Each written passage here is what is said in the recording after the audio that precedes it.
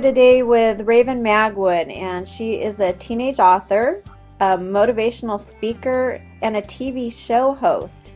At 19, I'm going to brag about you for just a minute. I hope you don't mind.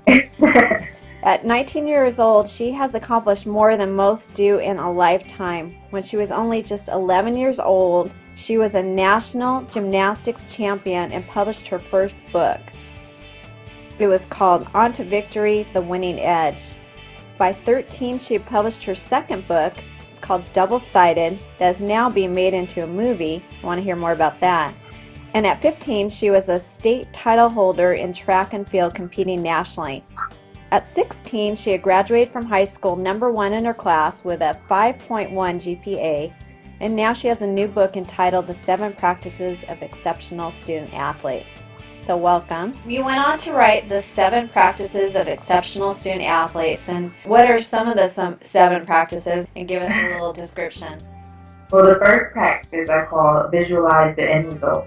And really this means to set goals and own it. You have to know where you want to go if you're going to get there. I tell people that all the time. So visualize, what do you want out of life?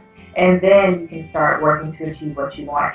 Second is called bring the house down. And really that just means work hard in everything, whether it's school, practice, a competition, whether it's just in life. You have to give that effort, because I can guarantee you there are no traffic jams on the extra mile. You have to work hard. You have to go above and beyond. So that's the second one, bring the house down.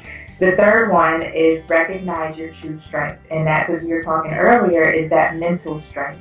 Your body cannot do anything unless your mind tells it to. You cannot give up unless your mind tells you to. Right. You can say, I'm going to get down and do 25 push-ups, and what happens? You do 25 push-ups. But what if your mind told you to do 50? You would have done 50. And I tell kids that all the time, like, set the bar high and understand that your mind is a powerful thing. Be positive with yourself, because it's going to show up physically.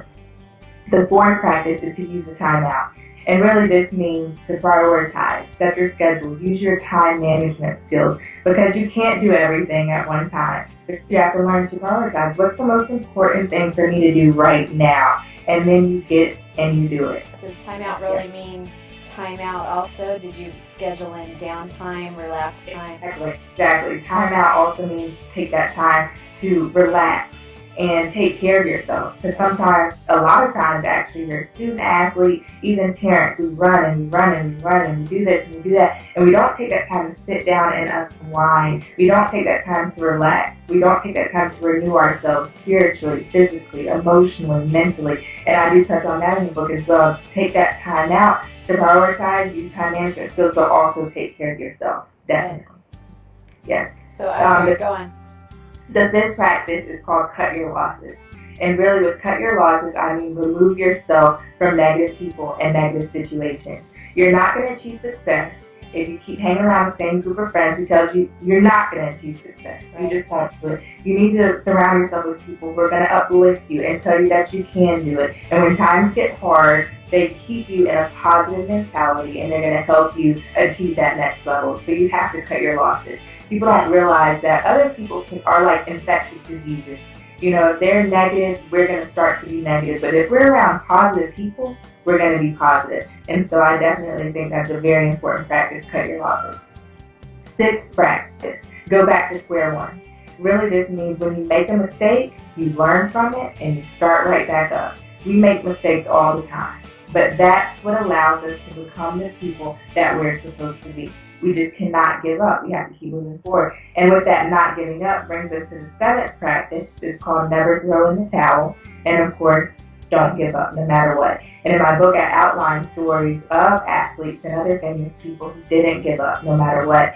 And one of my favorite quotes is actually by Michael Jordan. And he said, in my career, I've missed over 9,000 shots.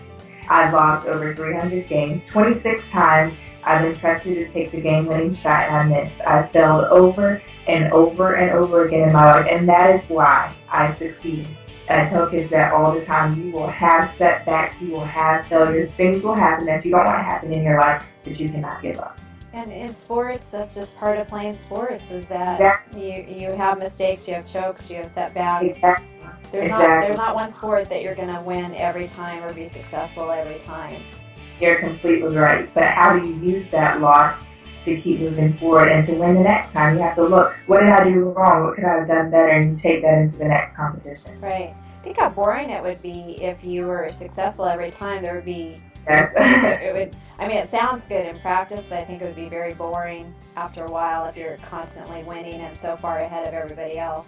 It would be, because where do you improve, or what new things could you do? Right, what pushes you?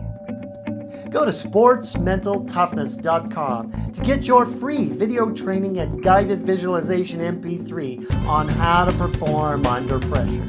I'm Craig Sigl, the Mental Toughness Trainer.